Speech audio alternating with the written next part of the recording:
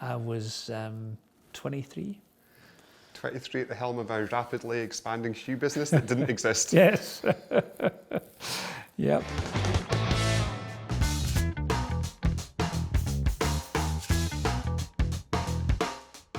Sir Tom Hunter, thanks for hanging out, thanks for chatting today. And my idols are not soccer players or movie stars or musicians, they're business people, and you're very high up in that list. So yeah, really good Very high. to chat.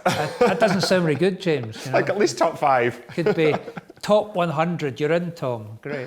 Okay. We'll go top 5. Thanks, James. We'll go top 5. So yeah, just wanted to have a chat about your story, what you've done in business, what you've done in philanthropy. But we'll maybe start with you describe yourself as unemployable when you finished university. Yeah, well, I guess it's a trait that I see in lots of entrepreneurs. You don't know it when you're young, and but I always wanted to be my own boss. I like the control.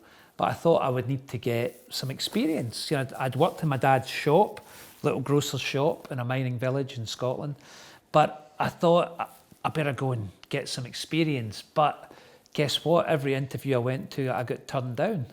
So I just felt quite bad at the time. You know, I thought, goodness, nobody wants me.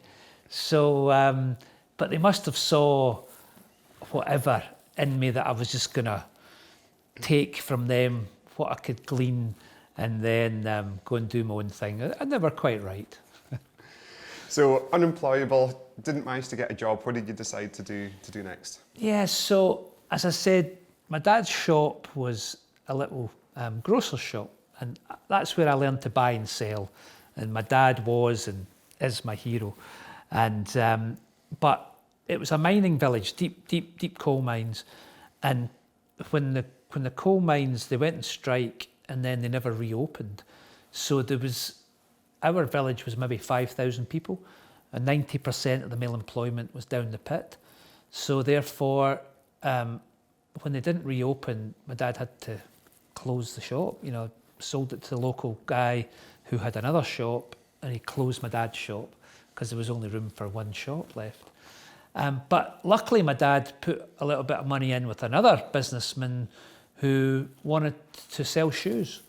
And I got the idea, and I used to look at the sales returns from the market stalls, and trainers were a big part of it.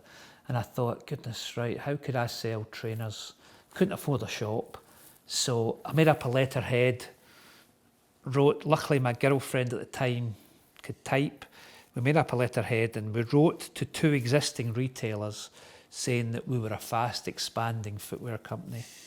And did they have any space in their stores for my shoes, of which I didn't have any. And one of them amazingly said, yeah, come and see us. And it was a jeans denim shop, and denim and trainers made sense to me. And so they said yes, which was remarkable. And I remember driving home and saying to my dad, well, the good news and the bad news. The good news is I've said yes, but the bad news is I don't know what to do. You know, I've got no money, I've got no shoes, and what are we going to do? So my dad loaned me 5,000, and I borrowed 5,000 from the bank, and I bought some shoes, and yeah, the rest's history. And when was that, and how old were you? Oh goodness, so that was 1984, and I was 23. 23 at the helm of a rapidly expanding shoe business that didn't exist. Yes. Yep. I mean, it takes a bit of confidence to send that letter. And Well, I suppose I had nothing to lose. You know, I was staying with my mum and dad. I had no mortgage. I had no kids. I had, you know, and I had a what's known in Scotland as a brass neck. So if someone isn't from Scotland, how would you translate that? I would call it chutzpah. So yeah, brass neck's good though. Yeah. So started at 23 years old with £10,000. You had one customer, so I guess you had to source the shoes and then start building your business. Well, the thing about trainers in those days was that it was Adidas, it was Nike, it was Puma, Reebok, but none of these guys wanted to supply me because I was selling them in a fashion environment, and at that time they were saying, no, we're not fashion, we're in the athletic sports business. And I remember having these arguments saying to Reebok, well, if you're only in the athletic sports business, why have you got a banana yellow high top? You're in the fashion business, guys. But they wouldn't have it. I remember it was cottage industry in those days, and it used to be the retired footballer got the sports shop in a town and he was protected. And here I was coming in disrupting it. So for a long time, they wouldn't supply me. So I had to buy my shoes wherever I could, you know. And where were you buying the shoes? So I was buying them from wholesalers in the north of England, or really anywhere that I could. And I was lucky at that time that we just caught a wave that trainers or sneakers were, you know, on the rise. So.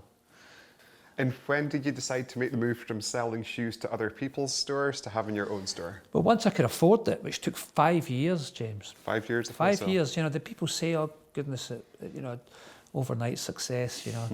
So it took 5 years to afford my first shop, which was no bigger than this room, 300 square feet in Paisley in Scotland. And when did that first shop open? 1989. And the first one was called Sports Division? It was called Shoe Division. Shoe Division. Because at that point, we only did shoes. We only did trainers. And then from that one shop, when did the second one Yes, so, you know, the progression was pretty rapid then, and suppliers were beginning to say, right, you've got your own shop, so they would supply me direct, which was a big thing. And then this phenomenon called the shell suit came along. And always when I'm speaking in front of an audience, I'll say, hands up those who've got a shell suit. And nobody puts their hands up. And I said, well, somebody must have bought them, because I was selling 6 million of them a year. In Scotland? Europe, okay. And yeah, I remember being at a trade show where we're still only selling shoes, and somebody said, Tom, have you saw these shell suits? And I said, what's a shell suit? And they said, look, come in this place. Look, this is it. And I went, that's it? And they went, yeah. And from that, we began to sell shell suits. And as I say, we became the biggest seller in Europe of shell suits. And to anyone who's maybe under the age of 20 and kind of missed this phenomenon, how would you describe a shell suit? Well, they're coming back. So it's like a shiny fabric that's totally flammable. Yeah. And it's just, yeah, like a tracksuit except shiny. So you went from one store. What did you get to organically before you did the big acquisition that we'll speak about in a moment? So we got through, and then I went to America and I saw the advent of a superstore, which was these out of town. Obviously in America it was huge, but in Britain it wasn't. Out of town superstores, and they were selling all sorts. So we came back to the UK and opened the first kind of sports superstore out of town, selling all sorts of stuff, golf clubs, bikes, fitness. And so we'd got them, but that was by 1995. So. And where was the first superstore that first you opened? Superstore was in Teesside Retail Park in the northeast of England. And yeah, phenomenal. And but we were really hungry to grow, but we were about the 7th biggest in the UK. And but we were making about £4 million a year, and we were really had a brilliant team of people, and we were hungry for more. And that's when Olympus came up, because they were the biggest in the UK, but they were losing about £14 million a year. And I thought, I'd love to take them on. And so we went down and met. They were part of a conglomerate called Sears. And basically they treated me with contempt and said, oh son, look, you go back to Scotland, you know, we're number one. That's actually when I contacted Philip Green of all people. And Philip at that time, you know, he had the chutzpah to go and get Sears, and he set it up, but he didn't have any money.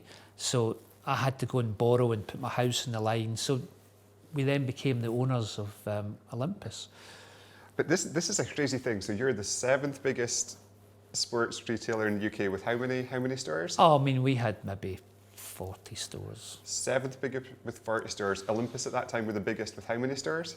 280.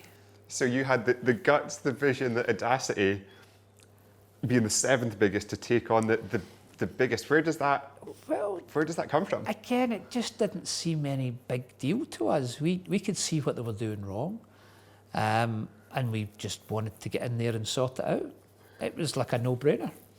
But I mean, what's the psychology behind that being a no-brainer? Because like, I think if you put that option on the table, a normal person, a person that maybe doesn't think quite as disruptively or quite as innovatively, it just, everything about it looks far too risky, far too much of a gamble, far too crazy. But as you saw it, it was none of those things. So we really knew our business. We knew all our numbers. So we knew our sales per square foot. We knew Olympus's sales per square foot. We knew our margins.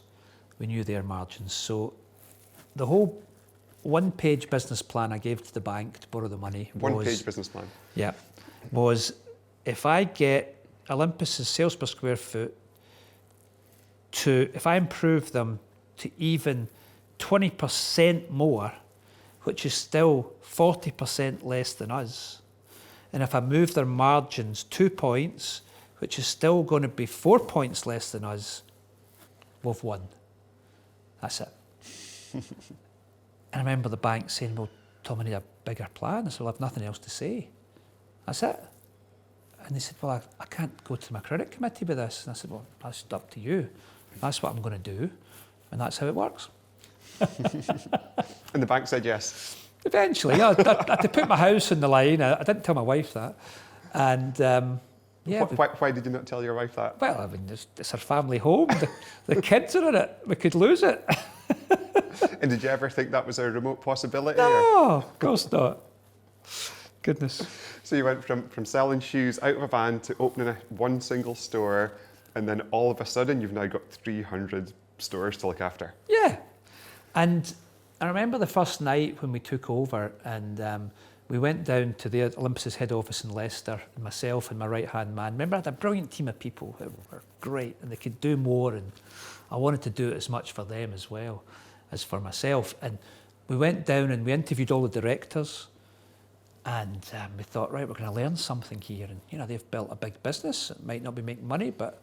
And we interviewed every one of them, and it got to about 10 o'clock at night, and we're sitting having a beer. And I said to Ian, what do you think? Because every one of them kind of said, oh, well, Tom, you know, this is a big business, and, you know, it's a bit more complicated than you're used to. And, maybe you're bitten off more than you can chew. And so he says, well, they seem very good at losing money, don't they? And I said, they do. So we got them all in the next morning, and in true Sir Alex Ferguson style, we said, we don't know what we're going to do without you, but we're going to give it a go. Cheerio. And how many people was that? Eight directors. So the 8 most senior people in that business, and day 2 gone. Yeah. And I should have done it on day 1. Because they would have pulled us down. My team were keen, they were motivated, they were full of enthusiasm, the culture was right. They were not.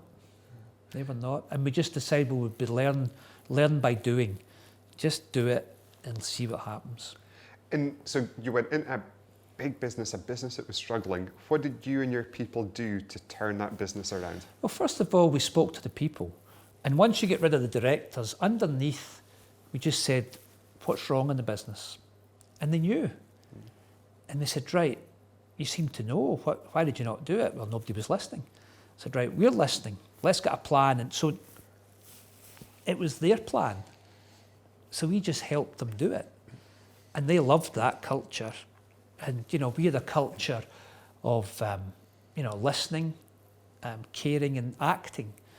And people responded to it. And people enjoyed the job. We had always a bit of fun along the way. And how would you say, when you was leading that big business, what was your management philosophy? How did you lead your team? How did you lead your people? Yeah, so the culture that we built was really us against the world. So we were the underdog against the rest, but now we were the biggest in the UK.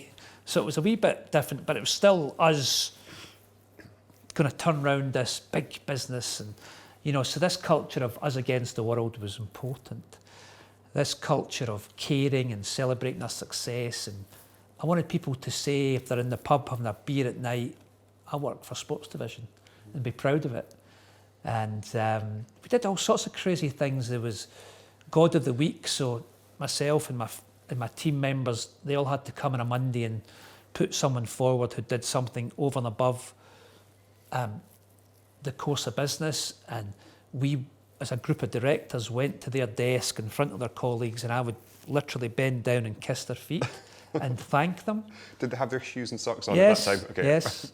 And I would thank them, and then they could take my car and my driver, and them and their partner could go for a meal.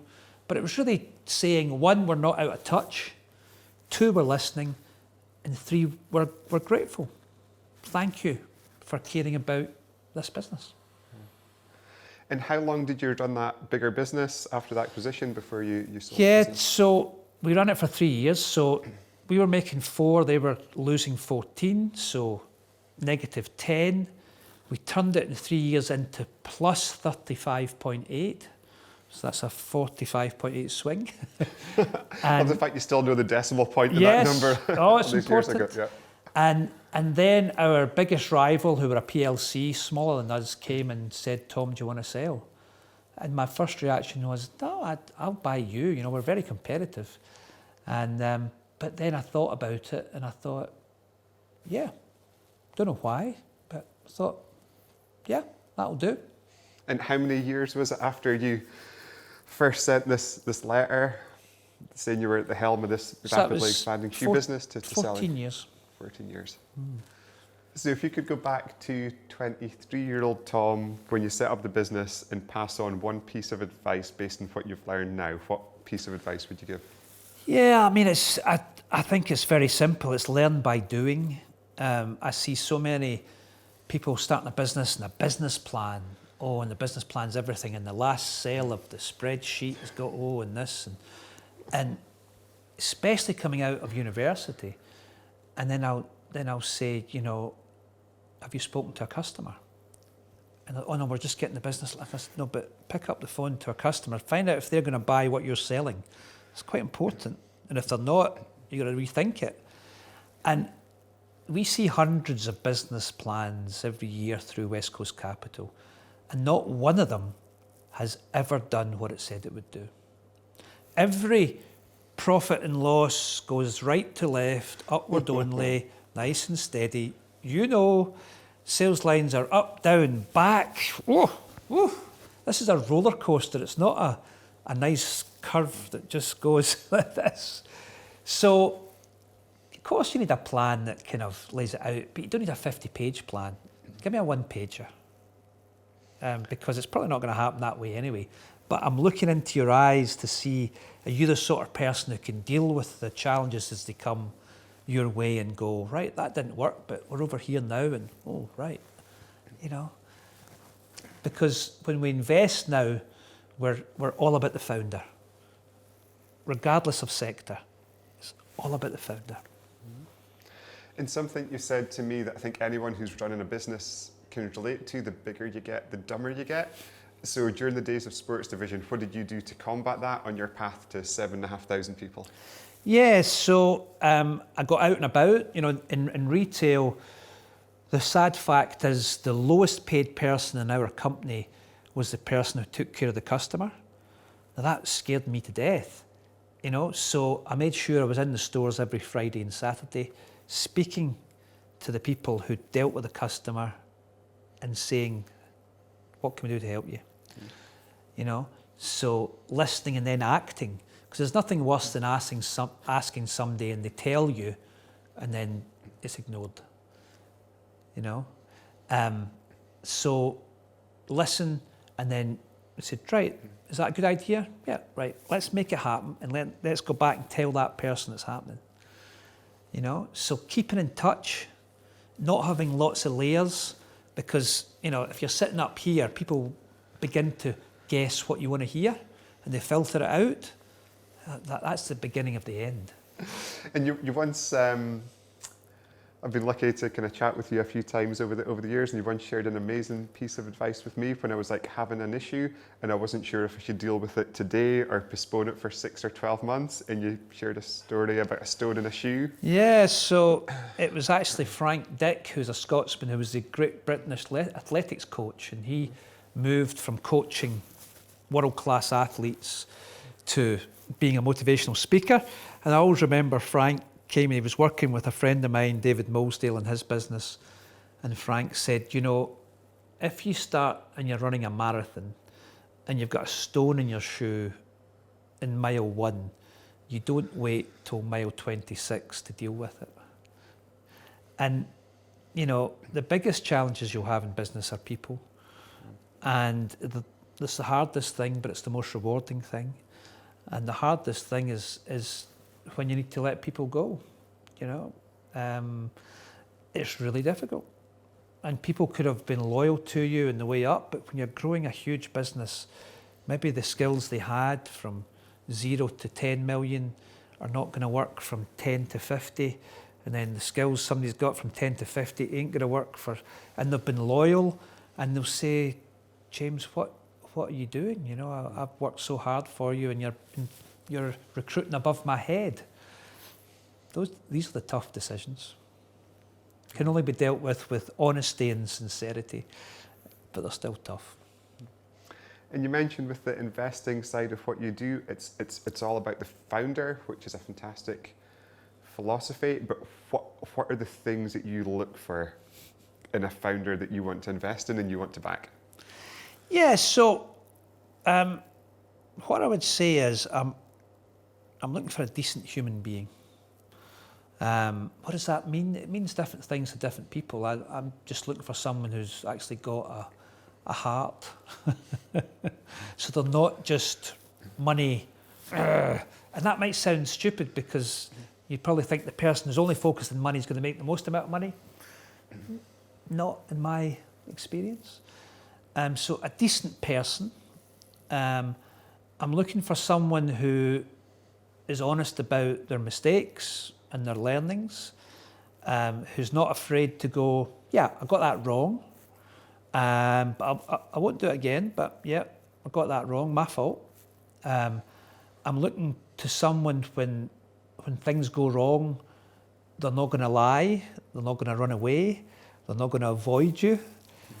And I'm looking for someone who doesn't take themselves too seriously, because they've got to have a bit of fun along the way.